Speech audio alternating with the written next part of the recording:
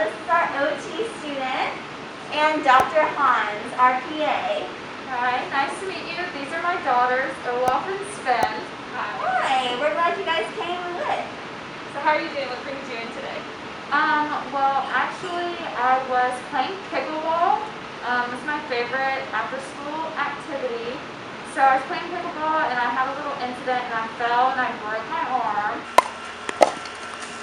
And then because I just didn't really feel like doing anything with it, the doctor said I have frozen shoulder.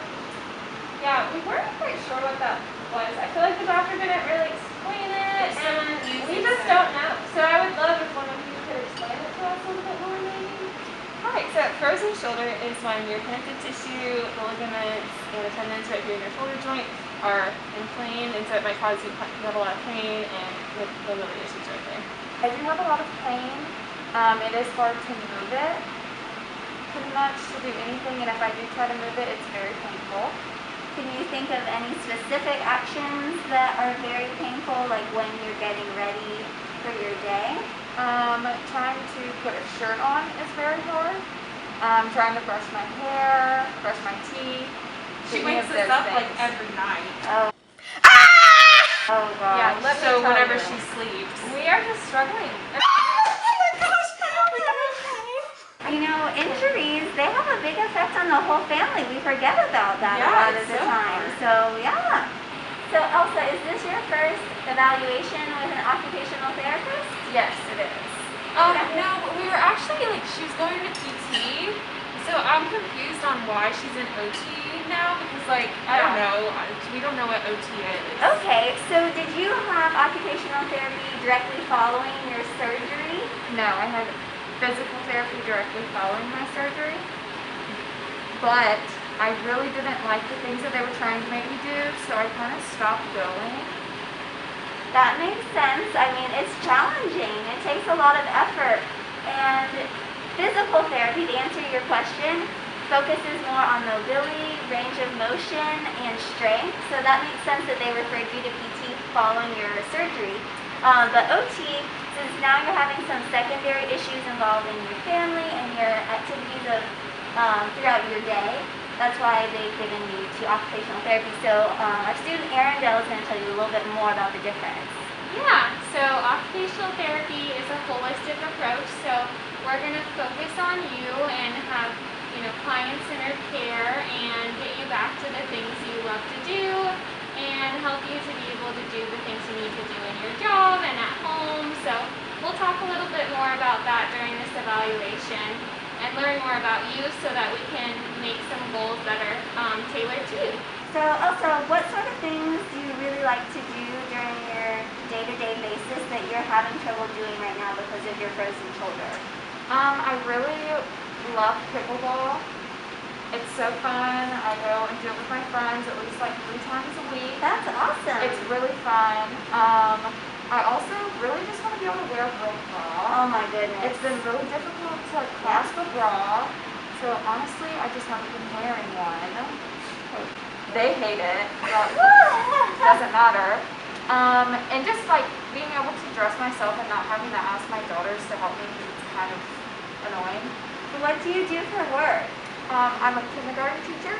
Oh, cool. So it's hard for me to interact with the kiddos whenever I can't move one of my arms, and then it's also on my right arm, so I'm not able to reach up, write on the chalkboard, and then even handing out papers is an issue. Right. So it's really hard to keep my class under control. And how would you rate your pain right now, and how would you rate your pain when you're doing those activities? Right now it's probably a 4.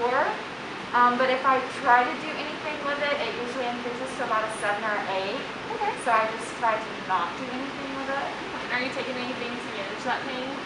If it is more painful than just something that I'm able to handle, I usually just take ibuprofen, and at night I can try and take ibuprofen to ease the pain, but it hasn't really been helping that much. And we're going to do a few assessments to get an idea for your strength and range of motion now as a baseline to see where we need to go with our treatment. The first one that we're going to do is a range of motion screening, and Katie's going to go ahead and do that with you. Alright, Elsa, for this test, you're just going to follow along with So if you can bring those arms out to your side.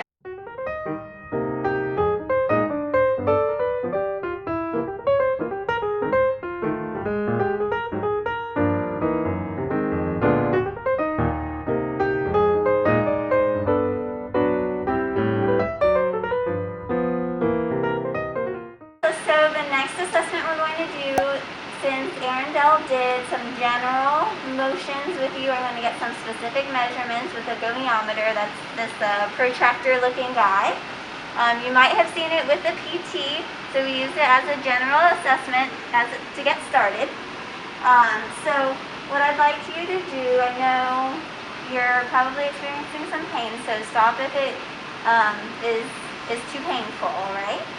So first, if you can have your arm down by your side, I'd like you to try to reach up as far as you can go with your arm.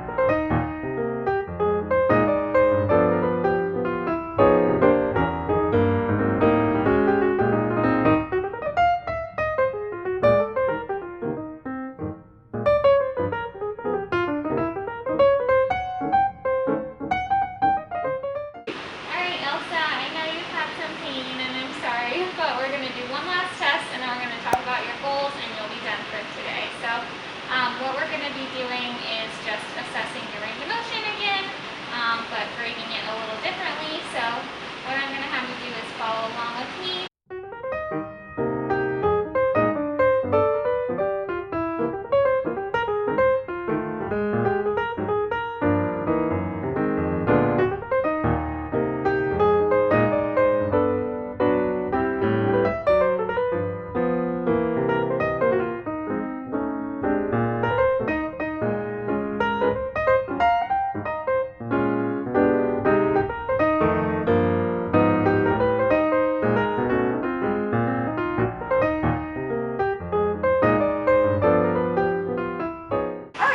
So I noticed with the assessments you were having main difficulty with external rotation, turning away from yourself, and abduction, lifting that arm up, which is probably why you're having a lot of issues riding overhead at your job. Yes, it's extremely painful.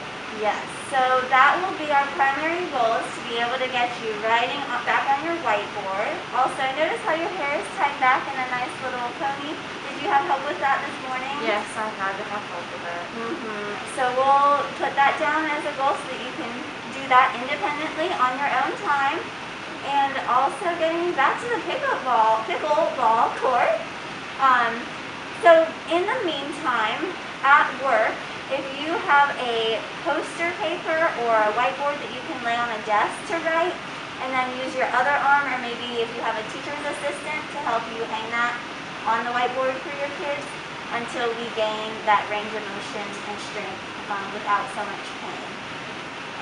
And we'll talk with your family, with Sven and Olaf, about how to help you manage your sleep a little bit better and how they can support you in these tasks that we'll work on next time. Do you have any questions? Is there anything I need to bring? Yeah, absolutely. If you could bring your pickleball racket next time and a regular bra that has a clasp in the back and your hairbrush. So we'll be working on some different goals next time. Okay. Do y'all ever where did they go?